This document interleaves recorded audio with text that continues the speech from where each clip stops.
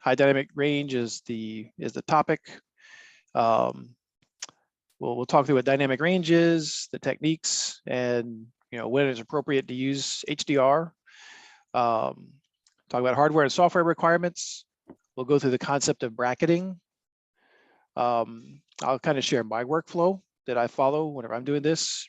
We'll get into some example images, and I'll talk through credits, because not all the images that are in this presentation are mine. There are several that are mine, but there are some that are not. Any questions on the agenda? Any other thoughts? Let's see. So dynamic range. This is something where we need to think about, when you take a photo, you have many cases where you've got a big difference between the lightest parts of your photograph and the darkest parts of your photograph. It's interesting to note that the human eye is actually more sensitive to light than a camera. And because of that, there can be times whenever you'll take an image, you'll take a photo with your camera, and when you look at that either on the screen on the camera or on your computer, you'll be like, wow, this doesn't look quite as good as I expected or as I remembered, right? It's different. And a lot of that is because of the dynamic range. Not always, but it's one of the areas that is something that we can tweak to get an image that's more reflective of what your eye sees, especially if there's a big contrast between the lightest and the darkest elements. You don't always use it for huge contrast images. There are many narrow contrast images where HDR gives you just more visibility to the details, and gives you some ability to transform the image into something that's a little bit different. So if you think about, it's the ratio of the exposure of the brightest and darkest areas. And I have a little chart that kind of shows the scale of, it's, I don't know if technical folks, but 10 to the 8th is like a bazillion, right? It's a big number. And that's the intensity of light from the sun. And then nighttime is, several fractions of 1. That's a massive dynamic range. And a lot of times whenever we're taking photos, right, you can have, some indoor shady areas as well as a blown out or overexposed sky. And there are HDR techniques that can help you narrow that to be able to get nice detail across that full spectrum of exposure. And the technical numbers are here for folks that are interested in it. So when's a good idea, or when's a good time to use dynamic range? Part of the technique usually involves taking multiple exposures. You can do it with a single exposure. You tend to have a lot of noise and other constraints when you do that. And you also limit the degree of dynamic range that you cover. So by and large, you want to have static subjects, right? So trying to catch an HDR photo of a bird in flight is probably not going to work unless you want to do a single image.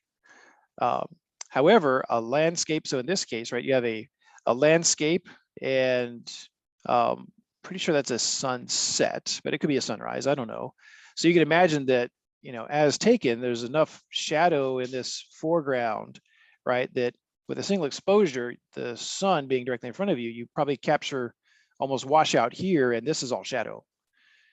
And so the way you overcome that is you take several exposures from the normal exposure value. You take a couple that are overexposed in different increments, and a couple that are underexposed in increments, to allow you to basically bring out the details across the entire image.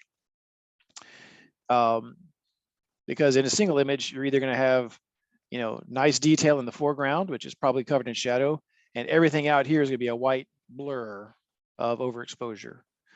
Likewise, if you tone it down to capture just the sky and the sun, everything in the foreground is just going to be a black silhouette, and that's not always what we're trying to achieve.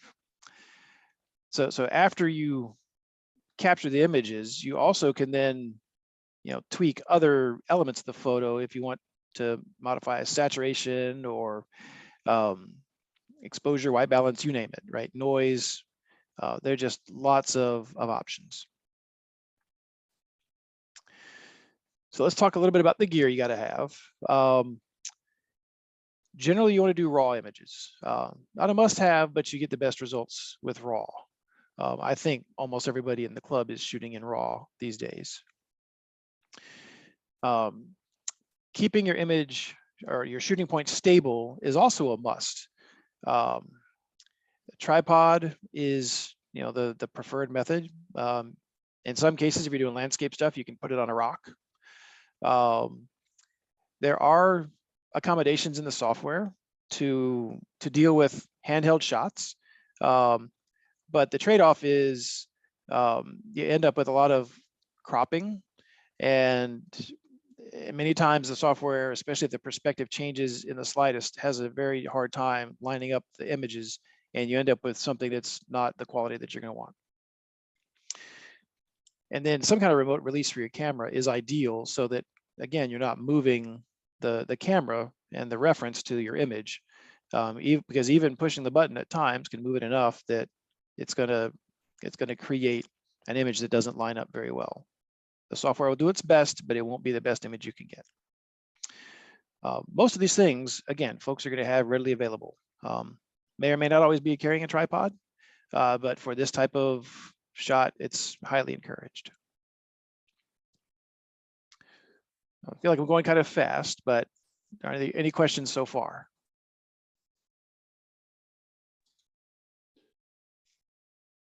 Keep going. So now that you've taken all these images, what do you need to process them?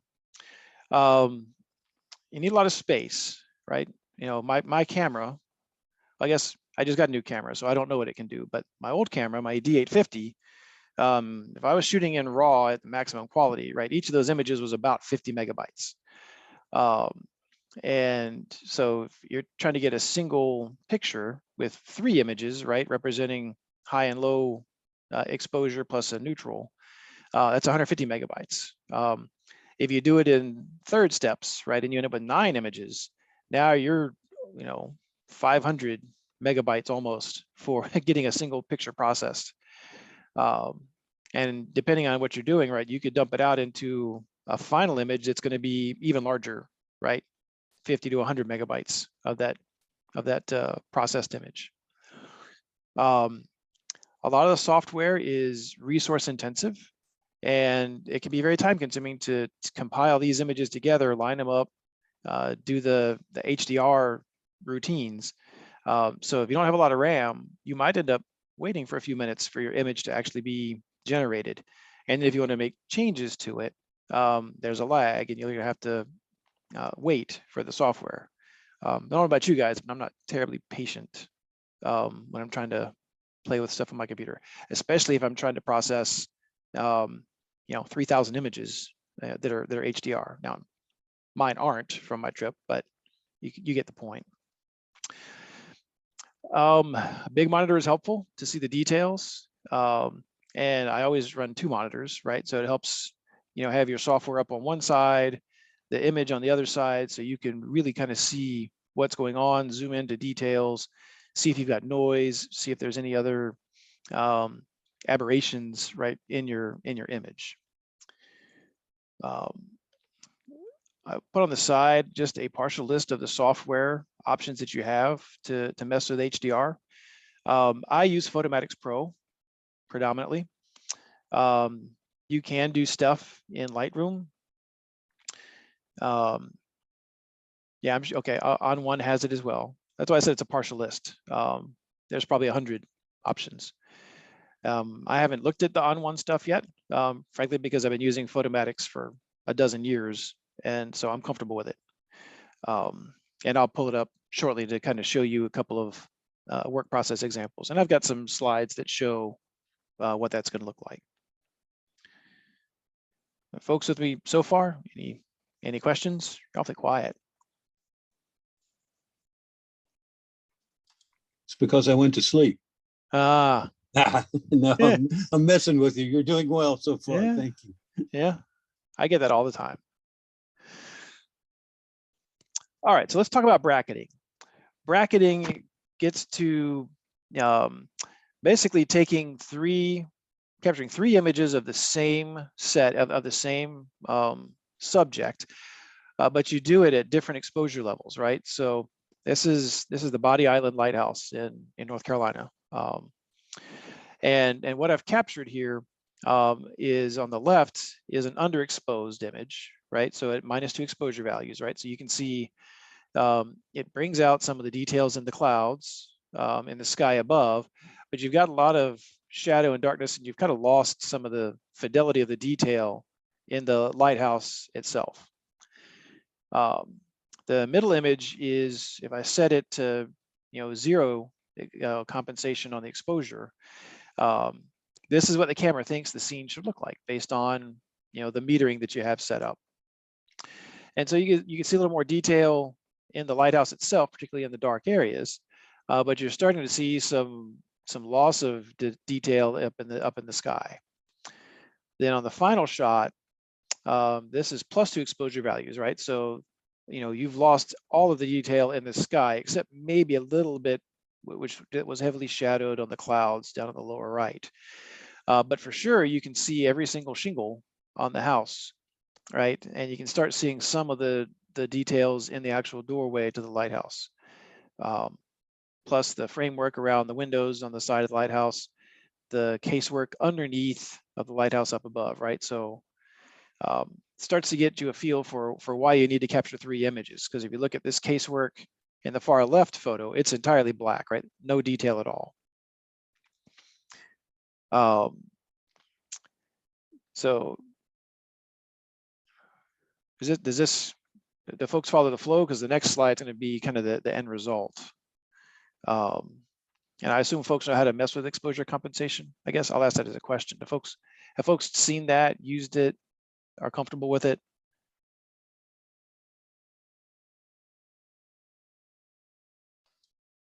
I am. Cool. All right, so this is in the software, right? You basically drop all 3 of those images into the software. This is what the dialogue looks like in Photomatics, and I'll do a few live examples in a few minutes, so the folks can see it. Once you load those in, there's not many options to go check. Obviously, I wasn't doing real estate, so I left it unchecked. Once you load the images and you're happy with them, now you get to pick a number of options for the processing. And so you can adjust alignment settings, and I'll show you this whenever I open the software, but you have to answer all these questions or let them set the default to be able to merge those 3 images into a single image to make HDR.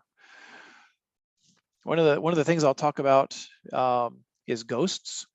So through the course of time, right, if you take 3 images, there's a chance that you're going to have something in one image that's not in the other 2. Or if you're taking 9, you may have something show up in one, like a bird flying through. It's not the end of the world, right? So an artifact that shows up on one image that's not in the others is called a ghost.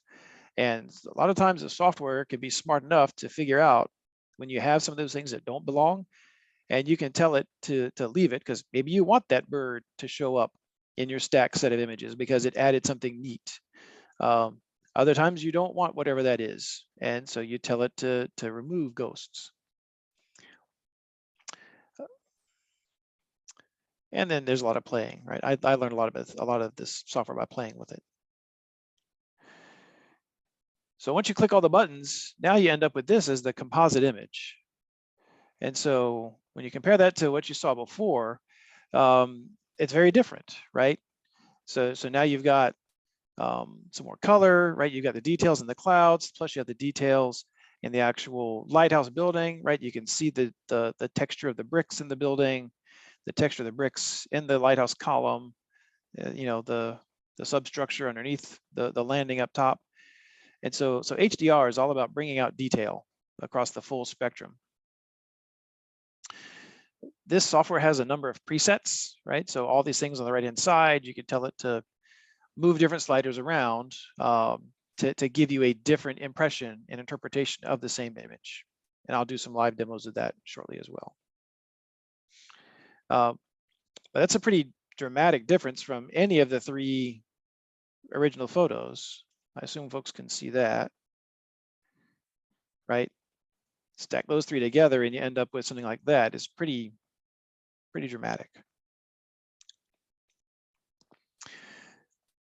So now just laying a couple of them side by side, the farthest left, this is what the camera thought the photo should look like based on 0 exposure value. The one in the middle is a particular preset in this software called Natural. So here you can see it brings out a lot more detail, but it doesn't do a whole lot to make it deviate from what your eye sees. It's just more detail. The one on the right is a bit more on the creative end of the spectrum, where here it's definitely something that doesn't look like it's a photo. It's almost looks like it's either more of a painting or some other artistic rendering with a photo as its base. And there's a full spectrum of things that you can generate depending on what kind of mood you're in. But definitely versus a single exposure, there's just more detail. And in my opinion, right, there are times that in circumstances like this, it makes for a better image. So that's what I had in the presentation to just kind of introduce you to the topic. And so now I was going to do a few examples. Or I guess first, pause for any questions. Folks with it so far?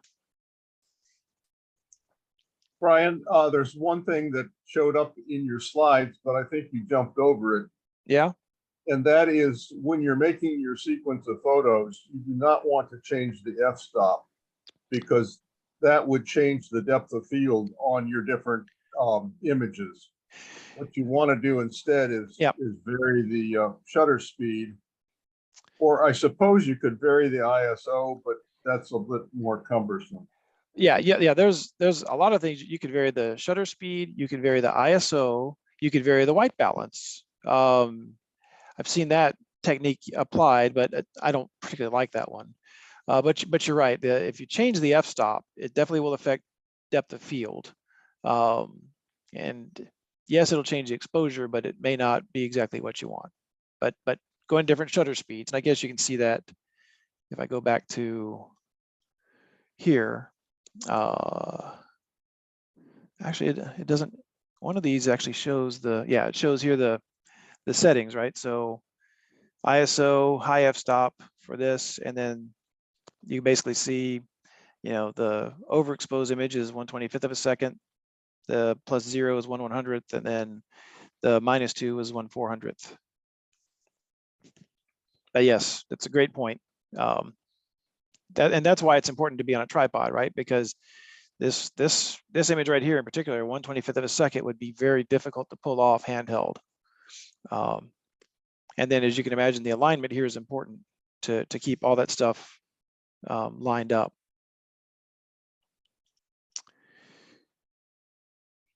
So I'll pull. I'm going to do some single image examples because those are easy for me to pull in. To do multiple image examples, I've got to dig back to ancient times because I haven't done those in a while. And so I had one earlier. Yeah, where is it? I just scrolled past it.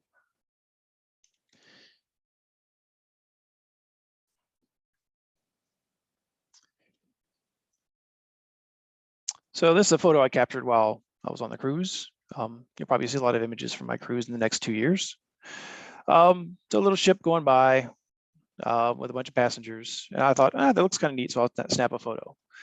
And so I'll leave that off to the side and I'll drag that into my software and let it do its thing. So we talk about the options, right? I always choose to reduce noise. Don't have to. Here you can choose to leave the white balance as you shot it or change it to something else. I'll leave it alone.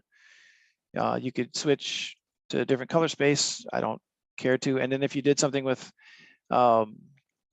a particular lens, right, there are some corrections that it knows that it can put in place for you. I generally don't mess with that either.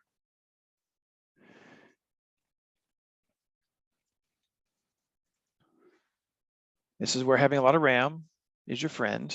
Otherwise, you'll sit here for 5 minutes letting it process, especially if you have a stack of 9 images or more. I mean, you can put in as many as you want.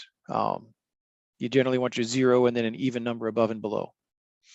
You don't have to, but you'll lose detail if you don't.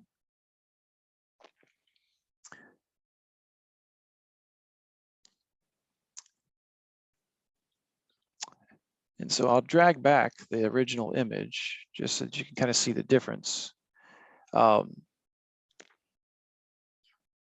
high dynamic range, right? It's taking some liberties with shadows and other elements of the photo to try to make, add some texture, etc.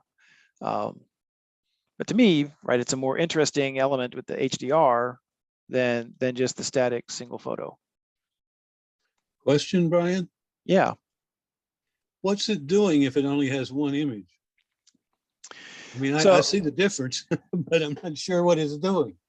Right. So there are a number of other things it's doing in the background.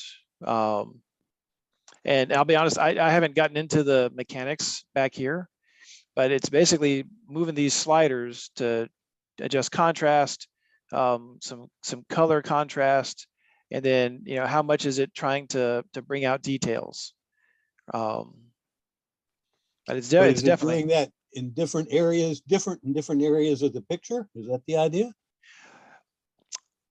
So I'm not sure. I think it's trying to do I think it is, because it's particularly if you look at some of the approaches, you can almost zoom in and see.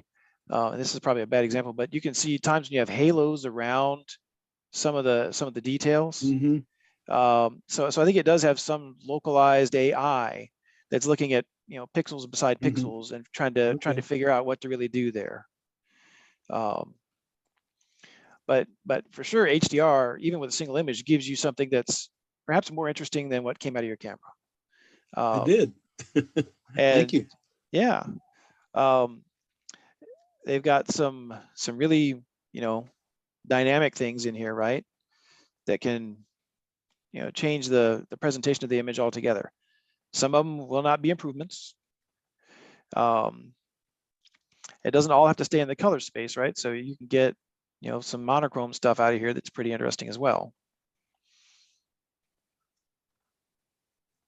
And then in this case, right, that didn't look, this looks like a worse image than what my original one was.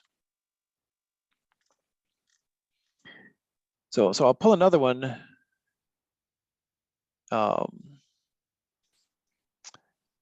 Actually, I'm going to dig back into ancient times and pull up another lighthouse image. And so that was in 2013, I want to say.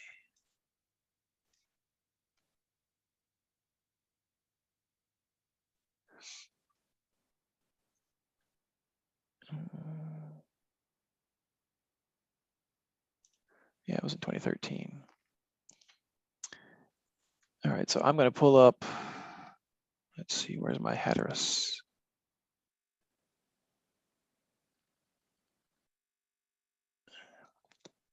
I'm in the right area.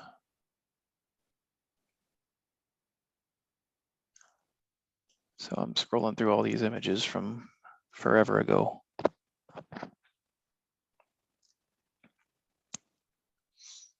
There was one I took around the sunrise.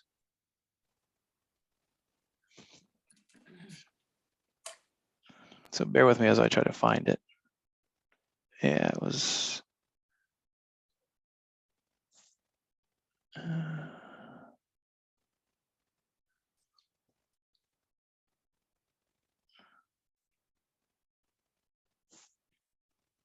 I think it was these.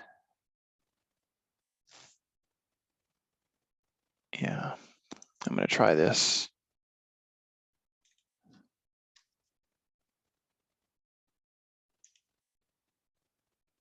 I'll drop all those in and I'll see if it can, it'll check to make sure I'm doing it let's see.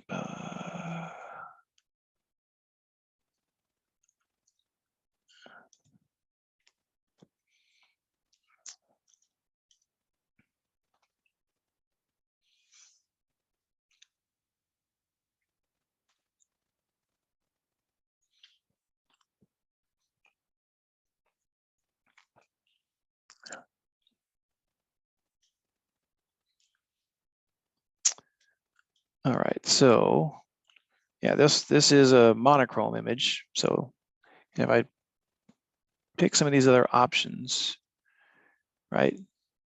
So that becomes a very stunning image.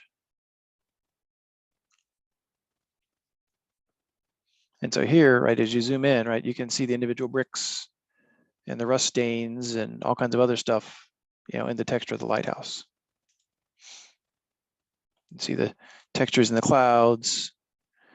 There's probably a bit of noise in here, but it's definitely, you know, a rather interesting photo. You can take it stronger and get even more creative, right? This looks more like a painting now than a photo. But you can see this halo, right? This is what I was trying to make sure folks could see, right, around the lighthouse itself. Folks see that? Yeah, so that's how you can tell there's some kind of algorithm where it's trying to manage contrast, et cetera. And when you get to these borders, right, the software is trying to compensate. So you end up with this glow effect if you're not careful. And maybe you want that. And then once you do something like this, you have the freedom to play with the sliders yourself, right? So you can slide saturation up even higher. You know, you can change the temperature, right, depending on what you're trying to go deliver. You know, make it darker. You know, blow it out if you want.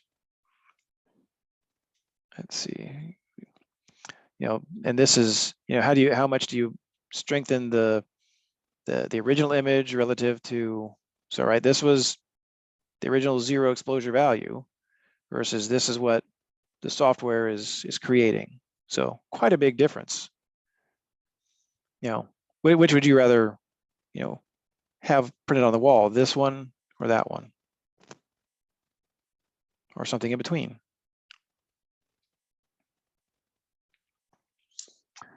So this is a technique that I fell in love with very early on. I wouldn't say I've mastered it, but I definitely enjoy it. It gives me another way to kind of explore the images I take, and in some cases take some that, you know, may not be kind of the most enjoyable. It's like, you know, it's a decent image, but I'm not sure I would want to print it and frame it, versus something like, hey, you know what, this is unique, right? This kind of stands out. I really enjoy this image. Bryan? Yeah. Is this from a single image or different exposures? So this one is from the I think it was 7 exposures I put in. Yeah. So this is multiple images. Okay. Right. And what it does is, if you take the opacity to, you know, 100%, it's just showing you the 0 exposure value image. Right. Right. So this is just the one. And when you slide it all the way, this is the composite of the full HDR kind of integration. Got it. Okay. Thank you. And so this is one of kind of what hooked me on the technique, because you can end up with stuff that, like I said, looks painted and can be very intriguing to look at, you know, day in and day out. Bryan and Mike, Mhm. there is a technique for taking a single frame and using what Harold Davis calls hand HDR, where you make a couple of copies of your original print, go into Photoshop, darken one, lighten the other, and then you can blend the three. Put them in a stack and blend the three and achieve HDR-like effects from a single image. Yeah, I can see that, especially if you have a good camera, and you probably do what, the -2 +2 exposure value in the software, and that way you can bring out the details in the dark areas, bring out the detail in the light areas, and then merge those. And yes, I could see that working. Okay, thanks. Yeah. Yeah, there's lots of ways to get there. And my intent here was to do nothing more than kind of whet your appetite, show you a couple of different tools and a couple of different, inputs and outputs to let you decide, hey, I'm interested in that. That's kind of cool. I'll go play with it. Or you can say, nah, not for me. I like other things, which is fine. So I have one other single HDR image that I wanted to pop up, also from my trip. Close that. Let's see. And it was one of the last images I took on my trip. Let's see. Adjust.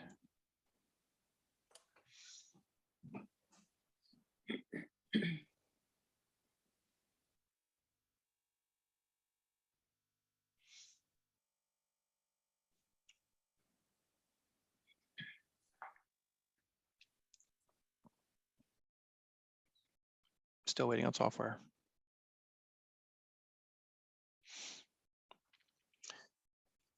All right, so it's one of the iconic spots in Seattle, right? The Pike Market. I don't know if folks have been there. I'll just open up the original image. So this was the original image that I took coming out of my camera, right? So there's a fairly high dynamic range in this shot, right? Got a fairly bright, sunny, not quite cloudless sky, but you definitely have some clouds back here. And then in the market itself, right, it's very shaded, right, underneath, right? And so the ratio of the dark area to the light area is about as big as you can get in this case. So it's like a great place for HDR, but you've got all these moving objects, right? People walking around that if you take another shot, they're definitely going to be in a different spot. And I don't think the de-ghosting is going to handle that very effectively. So I drop in a single image and it went to the other side. There we go. And then I just kind of cycle through the options, right? Realistic, yep, shows the market dark, sky bright, don't like it. Photographic makes it even worse because that's what your camera would be doing.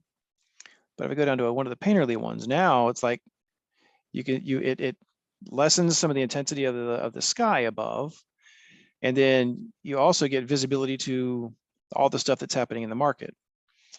I share this because one of the downsides of this is those underexposed areas often will be full of noise, simply because the camera can't capture the detail. So the drawback of single image HDR, without doing some of the suggestions that Norm had, is you'll end up with a lot of noise in the shady area. And I think even if you do the -2 EV, you might end up with noise in your underexposed images, because the camera is just struggling to capture detail there. It just doesn't have the capability of the eye.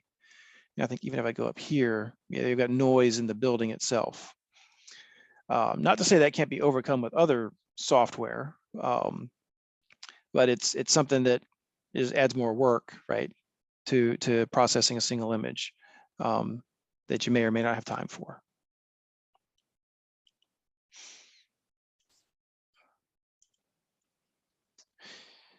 So that's the extent of what I wanted to share about HDR and bracketing. So are there any other questions? If not, I'll turn it over to Norm for the rest of the agenda. One point Mhm. is that some cameras automate the process of doing HDR. I'm only familiar with Nikon, but I think the last several models that they've come out with allow you to bracket and change your exposures between each of them so that it sets up your HDR sequence automatically. Yeah, you're right. I think all the major brands do that. Nikon, Sony, Canon. My Nikon, the D850 did, and I now have a Z7 II. I haven't figured it out, but I'm sure it'll do it as well. but yeah, it automates the taking of successive shots, so you don't have to change the exposure on your own. You just hit one button and it runs through the full thing. That's Yeah. correct. Bryan? Yeah. This is Bob. Hey, Bob. I've been doing something different, and not to take away from what you've done is very good, is to whet our appetites and give us some more smarts on this type of thing. Mm-hmm. But I ran into, I guess it was a YouTube video type of thing, that in Photoshop, which probably 95% of us use for some stuff, there is a auto align and auto blend. Mm-hmm. And I have taken different images that I have handheld, and they probably were roughly the same exposure, but not exactly, because I focused on a different spot. And I then, so I did the auto aligned, and you lose a little bit, but not much. And then you go ahead and do the auto blend, and that sort of takes up the difference of the light exposures and the stacking of the focus. And I didn't know whether you have, or anybody else, has anybody else been using that software to get the results similar to the HDR, but without having some of the negative effects that you talked about? Yeah, I know I have not. Mostly because I started using this software long before I ever started using Photoshop, and so it's a comfort zone thing. Understand? Yeah, I try not to change my comfort zone either, but since I just started using Photoshop 2 years ago, I've just been learning more and more. And I didn't have, I had Aperture and I had Luminar and stuff like that, but this is just something that I don't see a lot written up on it, yet it solves some issues with stacking the images together and doing a good job of blend. I've never used focus stacking, but this is, maybe it's the same way you do focus stacking. There's probably a different way to do focus stacking. I've done focus stacking in Photoshop. It's similar in that there you're changing the f-stop. Well, no, you're not. You're changing the focal point. I think you leave the f-stop the same, and it's just changing where it focuses, and then you stack up all the images, but you still need to be on a tripod. But I can see where you could do something similar to give you an HDR effect if you change the settings in between the shots. Right. Yeah. Okay. Yep. Yeah. I mean, there's probably more than a dozen software solutions for trying to get HDR. And we probably all would be comfortable with different ones. Yes. No. This is, again, more to be high level, getting folks interested in another technique that you can add to the toolbox. How you get there, there's many different paths to get the results that you like the most. Thank you. Yep. You have any other questions? If not, that's all I have on HDR.